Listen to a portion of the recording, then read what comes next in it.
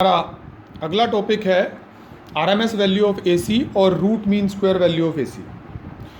इसका एक नाम वर्चुअल वैल्यू ऑफ एसी भी है और इसका एक नाम इफेक्टिव वैल्यू ऑफ एसी भी है। देखो, एक बात ये आपको पता है कि एसी करंट जो है जिस मर्जी डायरेक्शन में फ्लो करे, राइट टू लेफ्ट या लेफ्ट टू राइट, हीट हमेशा प्रोड्यूस ही होगी। तो आरएमएस वैल्यू ऑफ एसी क्या होती है? सपोज मैंने एक एसी सर्किट लिया और उस एसी सर्किट में किसी इंस्टेंट पे कोई करंट चल रहा है स्मॉल आई। ये करंट वेरिएबल होगा, बदलेगा टाइम के साथ क्योंकि अल्टरनेटिंग करंट है। और आपने एक टाइम सेलेक्ट कर लिया, सपोज 0 टू स्मॉल टी। अब ये स्मॉल टी कोई हाफ साइकिल या फुल साइकिल नहीं है। तो उस टाइम के अंदर इस कंडक्टर में इस एसी ने कुछ हीट प्रोड्यूस करी। मान लो वो हीट एच प्रोड्यूस करी। तो मीन वैल्यू जो है वो चार्ज से डिफाइन हुई थी। अब हम डिफाइन करने वाले हैं root mean square value. Root mean square value of AC जो है ये वो डायरेक्ट करंट होगा जो सेम कंडक्टर से सेम टाइम के लिए पास करवाने पे उस कंडक्टर में उतनी ही हीट पैदा होगी जितनी की एक्चुअल एसी ने प्रोड्यूस करी है। अब हम इसकी डेफिनेशन लिख लेते हैं। It is that constant current means DC current, which will produce same amount of heat energy in a certain resistance in some time as is produced by AC in same resistance in same time. अब हम इसका expression derive करेंगे और expression derive करते हुए मैं ये time जो है इसको कुछ भी ले लूँगा। मैं 0 टू कैपिटल टी ले लूँगा अपनी कन्वीनियंस के लिए। आप चाहें 0 से कैपिटल T/2 के लिए करें, जिस मर्जी टाइम के लिए आप इसको सॉल्व करें, आंसर सेम आएगा। एक्सप्रेशन डिराइव करने वाले हैं। एक सर्किट ले लिया और उस सर्किट में हमने एसी पास कराई और किसी इंस्टेंट पे इंस्टेंटेनियस एसी करंट है I = I0 sin ωt। अब ये वेरिएबल करंट है, तो let us first calculate small amount of heat produced in time dt. तो small heat produced in time dt is dH is equal to I square R dt. ये कैसे लिखा? Heat is power into time, तो instantaneous power into small time, इतनी heat produce होएगी। Total heat के लिए हम इंटीग्रेट कर देंगे। आई की वैल्यू I0 sin ωt डाली, होल स्क्वायर है R dt, और लिमिट्स हमने डाली इसकी 0 से। सपोज मैं 0 से कैपिटल T टाइम में सॉल्व कर रहा हूँ तो एक फुल साइकिल में इतनी हीट प्रोड्यूस होनी है 0 से कैपिटल T। अब I0 स्क्वायर R कॉमन ले लो और यहाँ आ गया sine square omega T D T. ये 0 से कैपिटल टी। ये साइन स्क्वायर थीटा आप सिंप्लीफाई करेंगे।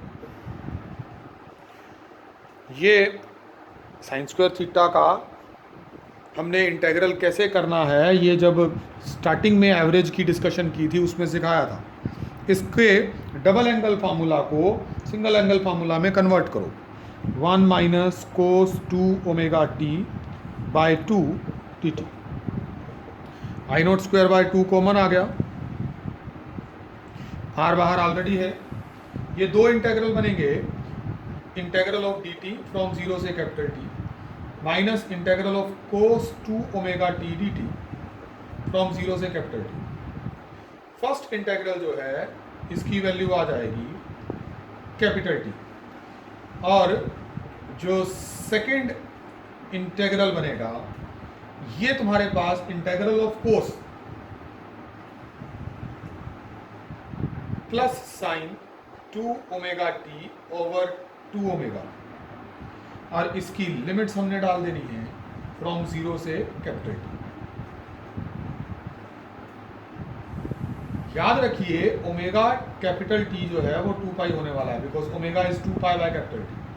अब हम इसको सिंप्लीफाई करेंगे। वैसे भी तुम्हें ये पता ही होगा कि इस इंटेग्रल की वैल्यू फुल साइकिल पे 0 आने वाली है, एरिया अंडर द कर्व 0 होगा पूरे साइकिल पे। यहाँ हम इसकी सब्स्टिट्यूशन करेंगे, ये हमारे पास जो है this is I not square R by 2 into capital T minus 1/2 omega sine 2 omega capital T is 2 pi. यहाँ omega into capital T substitute होगा, that is sine omega capital T को मैंने 2 पाई डाल दिया माइनस साइन 0। आप इसे solve कर सकते हैं। Sine 0 is going to be 0 and sine of 4 pi is again going to be 0। तो ये पीछे वाली टर्म तो 0 ही हो जाती है। तो you are getting I not square R by 2 into capital T. ये हीट प्रोड्यूस्ड होएगी एक फुल साइकिल के अंदर। इस एक्सप्रेशन को वैसे भी आप ध्यान रखें, heat produced in full cycle जो है किसी रेजिस्टेंस सर्किट में ये एक्सप्रेशन आया है। अब हम ये बात करने वाले हैं कि आरएमएस वैल्यू क्या हो। अगर आरएमएस वैल्यू को आई वी से रिप्रेजेंट करूं,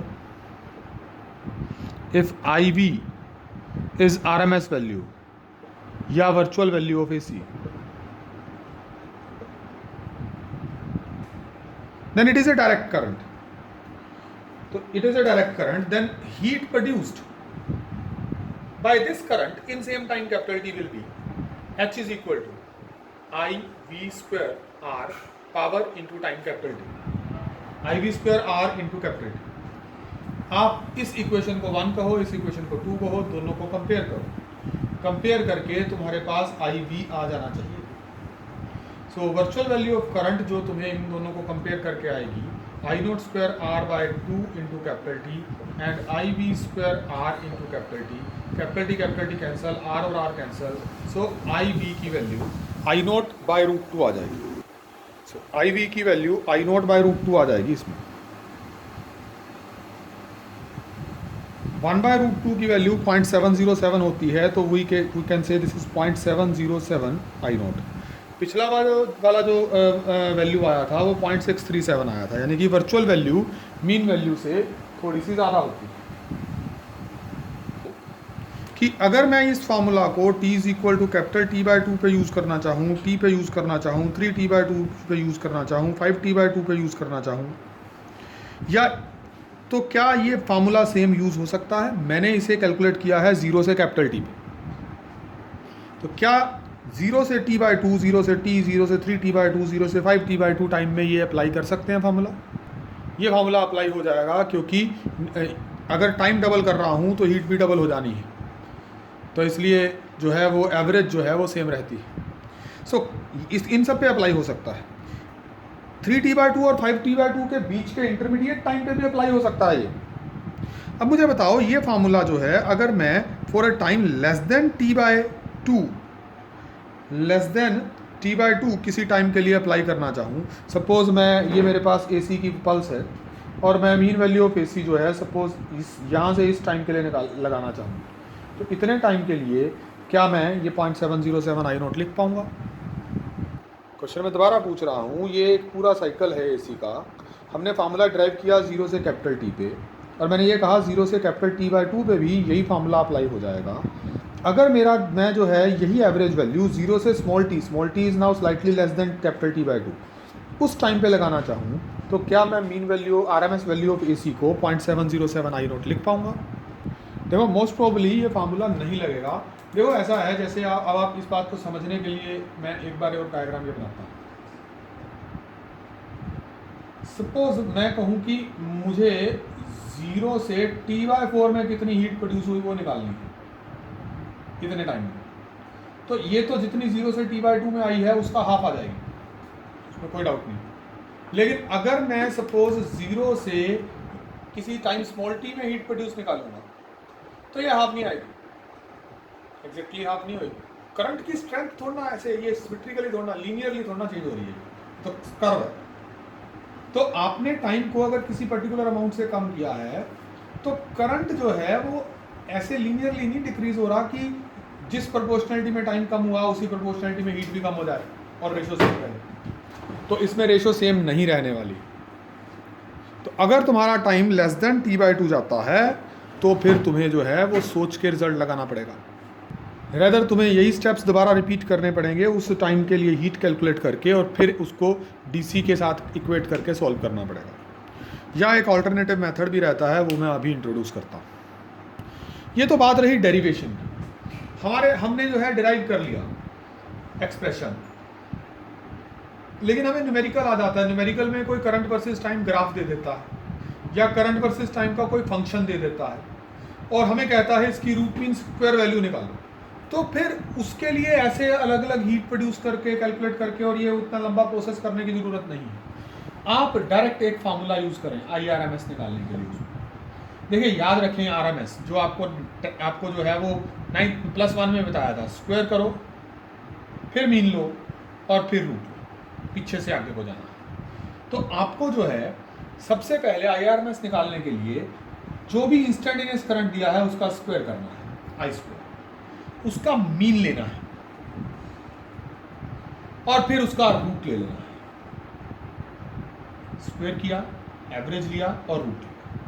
अब ये जो एवरेज है I स्क्वायर का, इसको हम ऐसे लिखते हैं I स्क्वायर dt फ्रॉम जितने भी टाइम पे आपने RMS निकालनी है उस टाइम पे इंटेग्रल करेंगे। यहाँ मैंने 0 to T इंटेग्रल कर दिया है, तो फिर डिवीजन में भी कैपिटल T आएगा मीन लेने के लिए। I स्क्वायर का मीन आएगा और इस सारे का हम स्क्वायर रूट ले लेते हैं। इस सारे का हम स्क्वायर रूट ले लेते हैं।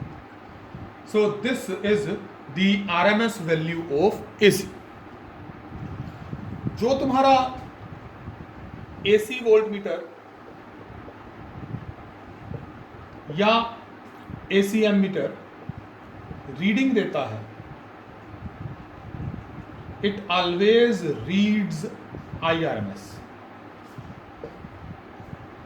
या VRMS। RMS वोल्टेज या RMS करंट रीड करता है AC वोल्ट मीटर या AC एमीटर हमेशा। तो अगर मेरे पास जो है वो 220 वोल्ट AC है, तो इसका मतलब मेरी AC की RMS वोल्टेज 220 वोल्ट है।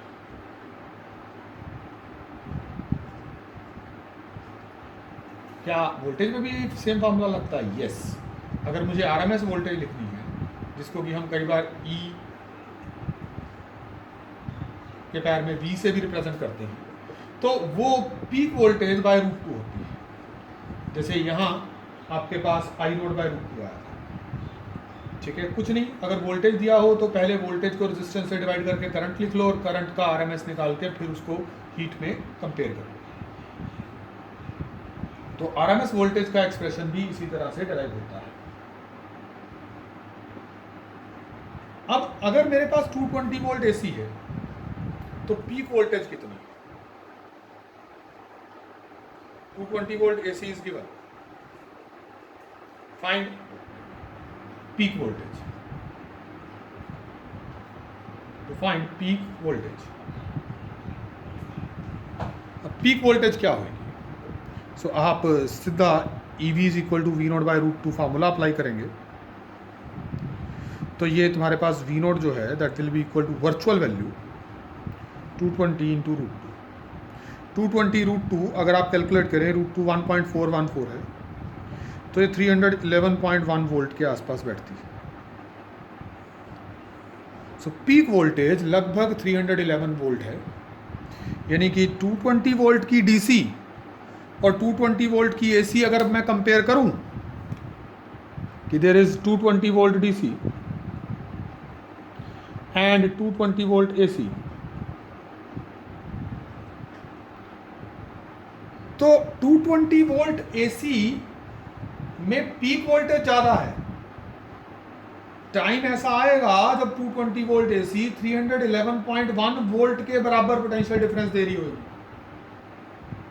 तो इसलिए 220 वोल्ट DC और 220 वोल्ट AC कंपेयर करें तो 220 वोल्ट AC जो है it may give more fatal shock, electric shock ज़्यादा देती है। हाँ, अगर मैं 220 वोल्ट AC बोल रहा हूँ, यानी कि RMS वैल्यू 220 वोल्ट, और यहाँ DC जो है ये मैं 311.1 वोल्ट बोलूँ, तो डीसी का इलेक्ट्रिक शॉक भी 311.1 वोल्ट का रहेगा और एसी का इलेक्ट्रिक वोल्ट का जो मैक्सिमम पोटेंशियल डिफरेंस जिस मैक्सिमम पोटेंशियल डिफरेंस पे वो इलेक्ट्रिक शॉक देगी वो 311.1 वोल्ट रहेगा। उस केस में हम डीसी को ज़्यादा फैटल मानेंगे। रीज़न, डीसी इलेक्ट्रिक शॉक जो है वो हमेशा जिस भी पर्सन को इलेक्ट्रिक शॉक लगता है उसको अपने साथ स्टिक करवा लेता है। और एसी वोल्टेज में there are two reflex actions which appear. एक रिफ्लेक्स एक्शन के तौर पे जो है वन में get scattered away from the device and in the second one में get stuck to the device. तो अगर पीक वोल्टेज सेम हो तो डीसी ज़्यादा खतरनाक है। Otherwise danger, extent of danger of electric supply is judged from the potential difference. But इसके और भी कई पैरामीटर्स होते हैं, तो इसलिए हम जो है हमें यह भी समझना होता है कि हमारी नर्व्स में कितना करंट चल रहा है, कौन सा करंट उसे कितना डिस्टर्ब कर सकता है। मोस्टली हीटिंग, जब इलेक्ट्रोक्यूशन होती है, इलेक्ट्रिक्यूशन होती है किसी पर्सन की, तो हम कहते हैं वो जल जाता है, उसकी बॉडी में हीट प्रोड्यूस होती है करंट से। लेकिन उससे पहले रिफ्लेक्स एक्शंस के कारण उसका जो है वो अपना मूवमेंट ख़त्म हो जाता है। वो प्रॉब्लम वहाँ है क्योंकि वो अपने आप को हटा नहीं पाता, अपने आप को मूव नहीं करा पाता। अदरवाइज़ अगर इलेक्ट्रिक शॉक लगा हो और मैं अपने आप को हिला पाऊँ तो मैं स्विच ऑफ कर दूँ या मैं अपने आप को पीछे ले जाऊँ। क्वेश्चन है, an AC voltage V is equal to A plus B cos omega T, what is RMS value in one cycle. देखो स्मॉल ए DC टर्म है, उसके साथ टाइम वेरिएशन तोड़ना है, कैसे सॉल्व करें। सो आप इसमें जो है या तो पहले हीट निकालें, वो पूरा डेरिवेशन वाला प्रोसेस, या तुम्हें मैंने जो है टेक्निक दी है कि अगर तुम्हें VRMS कैलकुलेट करना है किसी भी फंक्शन का तो आप उस फंक्शन का स्क्वायर करें, मीन लें और फिर उसका रूट। यानी कि you are going to calculate this thing A plus B cos omega T, इसका स्क्वायर और फिर इसका रूट, इसके स्क्वायर का मीन, इसके स्क्वायर का मीन। ये स्क्वायर गलत जगह लगा दिया, स्क्वायर अंदर और मीन बाहर, ठीक है। अब इसको सॉल्व करने के लिए शुरू में इंटीग्रल लिख लेना, वो बड़ा लंबा लंबा लिखना पड़ता है, तो हम इसको हमारी अप्रोच ऐसी रहती है। मैंने पहले इसके अंदर वाला ब्रैकेट खोल, A square plus B square cos square omega T plus 2AB cos omega T, और इसके बाहर पावर 1/2 है, रूट वाला। अब ये जो एवरेज है basically this is an integral, integral है, इस पूरे फंक्शन का इंटीग्रल है, पूरे फुल साइकिल पे 0 से कैपिटल टी। तो फिर जब मैं उस इंटीग्रल को खोलता हूं तो वो एक्चुअली 3 इंटीग्रल्स बन जाएगा, एक A स्क्वायर का, फिर एक B square cos square omega T का, और फिर एक 2AB कोस ओमेगा टी का। ये बन जाता है।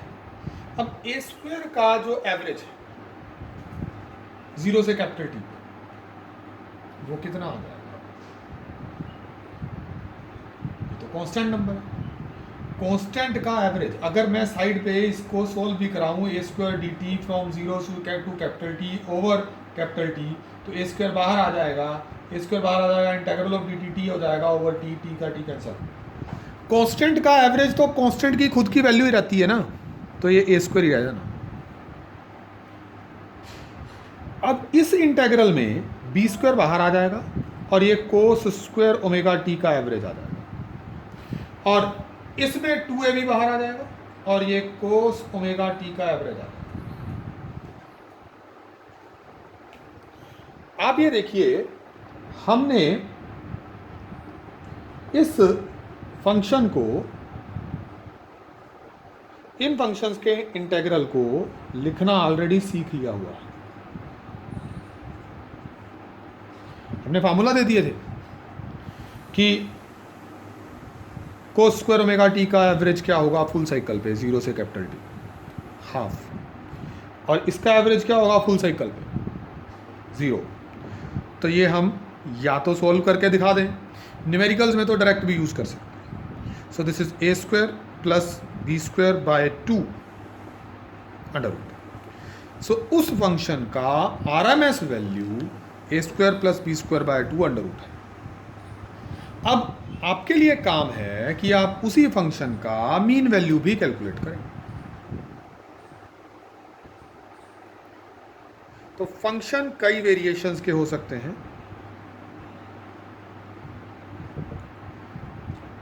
और उन वेरिएंट्स के लिए आपकी अप्रोच यही रहेगी। क्वेश्चन की स्टेटमेंट है, ये एक ग्राफ दिया हुआ है और पूछता है what are mean and RMS values of current in half cycle.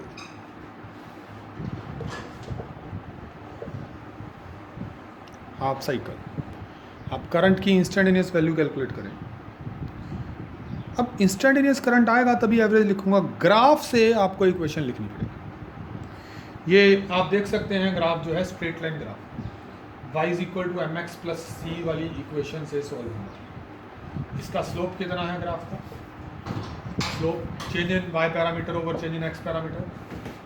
तो आप देखिए slope change in y parameter में आप माइनस आई नोट से 0 तक जा रहे हैं टाइम t/2, या आप कहें कि आपको tan थीटा निकालना है अगर ये थीटा है, ठीक है। सो हम चेंज इन y पैरामीटर आ जाएगा फाइनल माइनस इनिशियल, और टाइम कितना है t/2। तो ये आपके पास स्लोप जो है वो 2i0/t आ जाएगा। और y इंटरसेप्ट कितना है, y इंटरसेप्ट c जो है दैट इज माइनस i0। तो इक्वेशन क्या आएगी, y पैरामीटर मेरा करंट है तो I is equal to slope की जगह हम जो निकाला है वो सब्स्टिट्यूट कर लेते हैं। स्लोप की जगह हमने सब्स्टिट्यूट किया 2i0/t इंटू एक्स की जगह टाइम प्लस c की जगह जो y इंटरसेप्ट है दैट इज माइनस i0। ये हमारे पास इंस्टेंटेनियस करंट आ जाएगा। So mean value of current क्या आएगी, mean value of current this will be integral I D T over T, या इसकी जगह मैं फंक्शन ऐसे भी लिख सकता हूँ, इसकी जगह मैं फंक्शन ऐसे भी लिख सकता हूँ। मीन वैल्यू है ना आई, इसका मीन निकालना है, ठीक है। 0 से t/2 पे हाफ साइकिल पे निकाल रहे हैं। तो ये मेरे पास i जो है वो है 2i0/T into small t minus i0।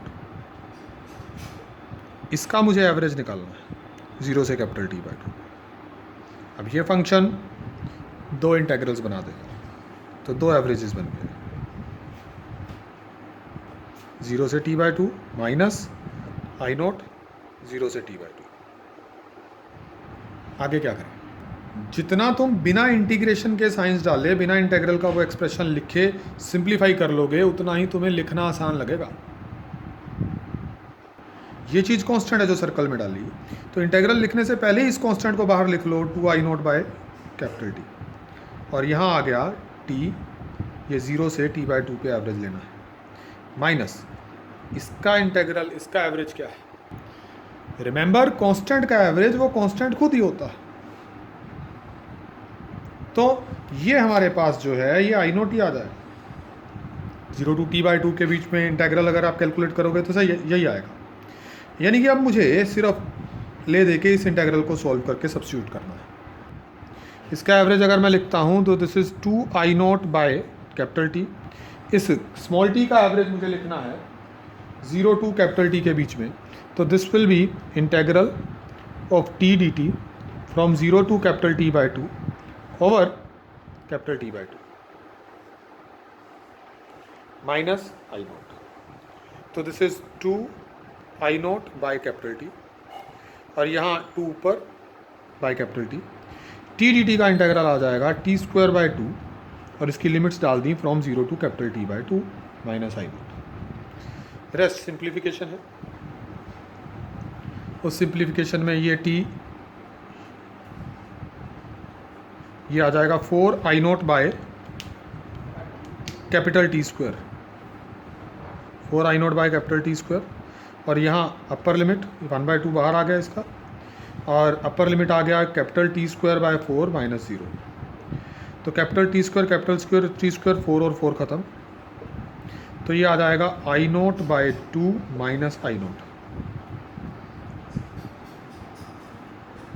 सो सॉल्व करके आंसर आ गया minus I naught by 2। Negative sign का क्या मतलब है? ठीक है, नेगेटिव साइन इसलिए आया है क्योंकि मीन हमने 0 से t/2 में मेजर किया है और उसमें टोटल करंट नेगेटिव ही था, इसलिए नेगेटिव आना ही चाहिए था। Now in the same way you can calculate the RMS average also.